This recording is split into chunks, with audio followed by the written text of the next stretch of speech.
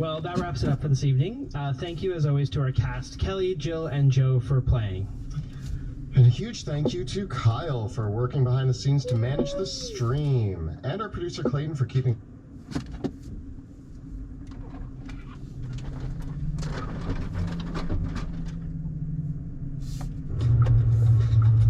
Hei, käy nyt tonne K-Supermarket Kalevan parkkihalliin. Mä hain kaupasta pari asiaa. Mulla ei mene kauaa. Täällä on nopea asioida. K-Supermarket Kaleva. Kalevan ketterin ruokakauppa. Good evening and welcome to Drakenheim. This is the Dungeon Dudes weekly Dungeons & Dragons 5th edition live stream campaign. My name is Monty Martin, running the game as Dungeon Master. And I'm Kelly McLaughlin, playing Sebastian Crow, the half-elf shadow sorcerer. And we're joined today by our good friends. Jill Denitis playing Veosenia, the Tabaxi Gloomstalker Ranger. And Joe O'Gorman playing Pluto Jackson, the Human Battlemaster. Thank you for joining us once again after our brief break. If you're just tuning in for the very first time, Kelly and I post new videos every Thursday on our YouTube channel where we cover everything Dungeons & Dragons, including advice for Dungeon Masters and guides for players. You'll also find prior episodes from this campaign available for your viewing there too, which you can check out at youtube.com/dungeondudes. And if you are checking this out on the podcast, you can also join us on Tuesday nights when we record the campaign live on Twitch. Check us out at 6 p.m. to 9 p.m. Eastern Time at twitch.tv/dungeon_dudes. You can also watch the video episodes of the show on YouTube. This week's episode of Dungeons of Drakenheim has been sponsored by our great friends at Dimension 20. We're spreading the news that Brennan Lee Mulligan and a team of veteran college humor comedians are back for season 3 of their D&D live play series, The Unsleeping City. If you love listening to or watching actual play campaigns where the characters and the cast explore a dark, mysterious underbelly of a fantastic city, and I know you do because you're watching this show, it's really worth checking out the first few episodes on the Dimension 20 YouTube channel. It's a wonderful example of just how far you can adapt the rules of D&D into a modern magical setting. It is the dark underbelly of a New York in the modern day, and it is a truly awesome campaign. I've been watching the first few episodes, and I even cribbed a few notes of my own from watching Brennan, so that's been a really big treat. You can watch the full series and much more by subscribing at dropout.tv, and you can get 50% off the first month by using the code ROLL50. So you can follow the links in the description below on YouTube and all the other platforms, or check them out at dropout.tv. With that, let's return to the ruins.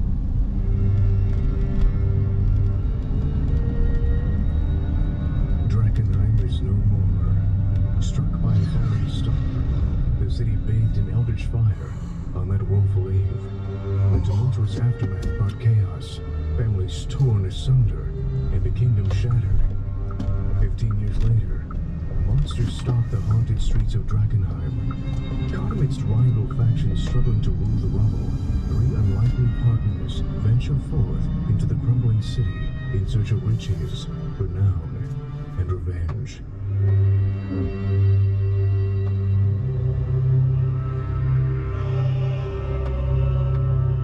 Welcome back to the ruins of Drakenheim.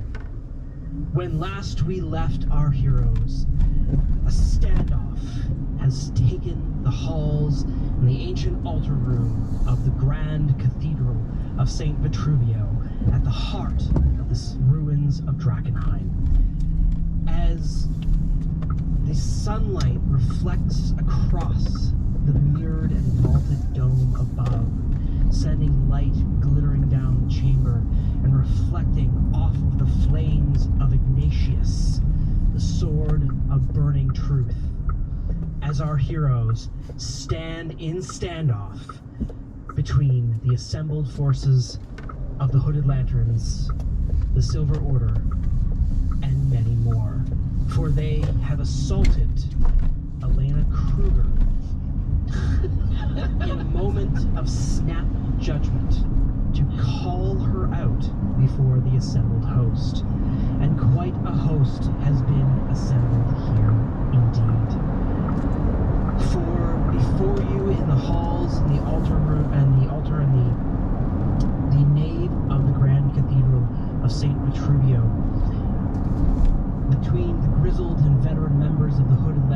Silver Order, each of whom has fought valiantly in the battles thus far. The heaviness in their eyes shows the grim determination that each bear, itching as they sense the coming conflict rising front and center before them.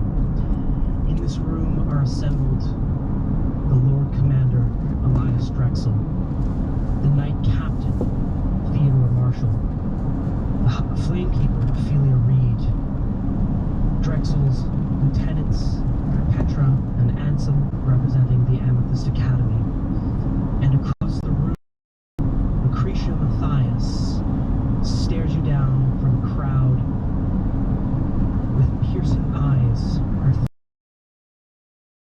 lips. She is simply adorned in penitent robes with a hooded shawl, grasping her tome, the testament of the falling fire before her.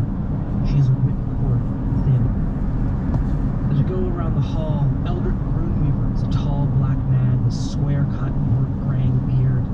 He has his long, pockmarked face with rounded features, and his amber eyes glow softly behind his circular glasses as he scans the room intently. He wears the formal robes of the Amethyst Academy, and he carries an ashwood staff tipped with a glass-covered orb of delirium. There's a heavy chain necklace around his neck with a locket, and beside him is a towering construct of wood and stone, its eyeless gaze cast from a bulbous helmet. A large delirium shard is built into his chest. Beside him stands River, her hood down, her blue hair flowing out around her as she, too, holds a wand now tipped with delirium. She holds herself with an unsteadiness that you haven't seen in her before, as her eyes dart across, trying to read the situation.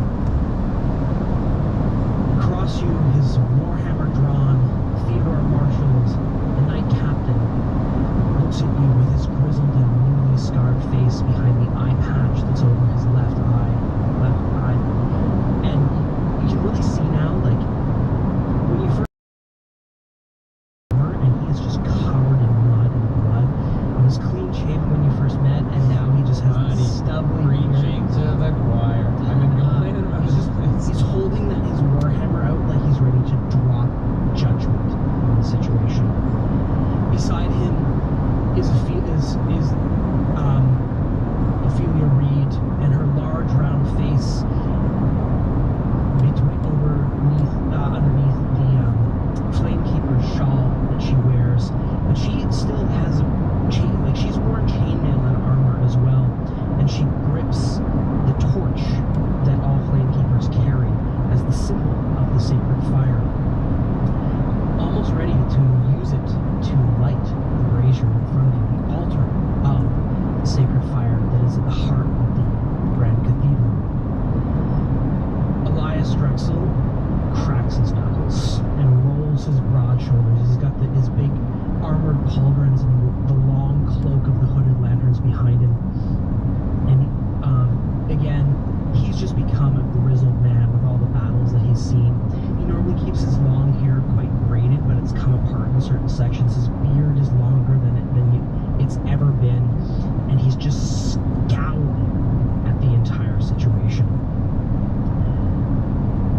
Of course, across the room, Queen Lenore looks like an opulent living doll. In her majesty, she is wearing an immaculate green gown of tinseled satin, a corset embroidered in gold and silver, sable gloves, and she has a big fan ruff around her neck. Clearly, several hooded lanterns have found this amazing dress somewhere in the ruins, because you've never seen her wearing this before. She's dripping with jewelry, and upon her face is a porcelain mask, and atop her head is a headdress and wig. You cannot see her expression, for every inch of her is clothed, concealing her twisted features. And across, gripped in Petra's desperate arms as she looks at you for an answer as to what to do next, is Elena Kruger, a short, blonde-haired woman with grizzled features and a tough exterior.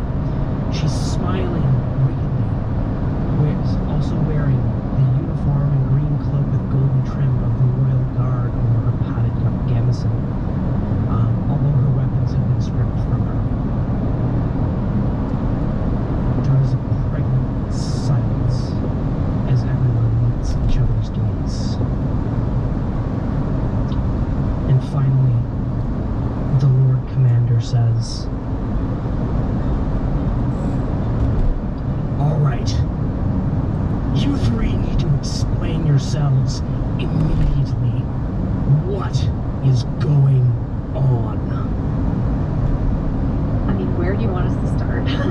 We were just calmly collecting bones of a dragon and or the Flamekeeper, and we found a sword, and we came up here, and Elena is not who she says she is, and that's what the sword told us. Theodore Marshall turns to Ophelia Reed and he says, "Now, Flamekeeper, is that indeed that flaming sword of truth? Is that Ignatius?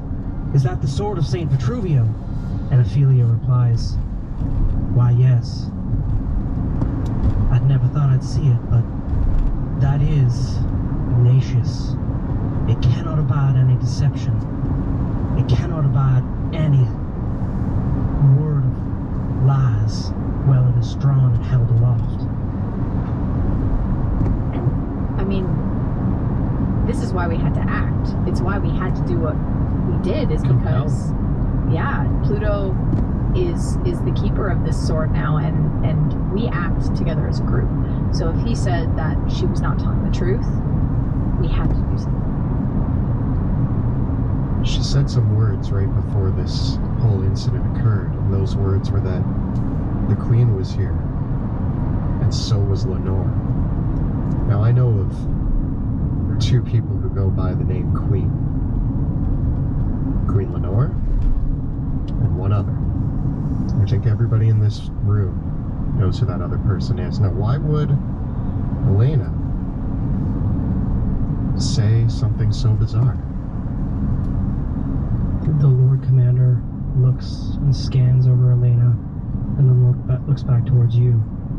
"You accused one of my soldiers once already, Rolf Wagner. And when I questioned him, he was incoherent, mumbling. He didn't remember what had happened to him for weeks. Are you saying that the same thing has happened to Elena?" Let me paint a picture for you, Lord Commander. It's Wagner that we had before. So Wagner was the Queen of Thieves. Well, the Queen of Thieves kept the real Wagner imprisoned. But the Queen of Thieves knew that we knew that. So a switch was made, which made us look like idiots. The Queen was still gaining intel from the Hooded Lantern somehow. We had our theories, but being wrong before made us question coming out with those theories.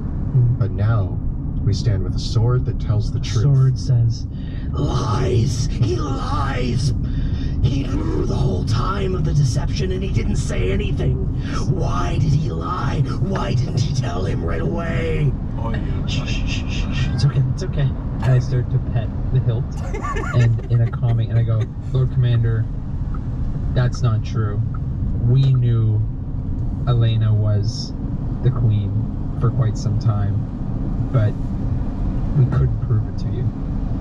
And we had been, when we tried to make the statement, we were wrong before, so we were worried that if we made the statement again and were incorrect, I mean, at some point you would stop trusting us. So we needed to find a way to corner her where she couldn't escape, just like she did when she was imitating Wolf Wagner.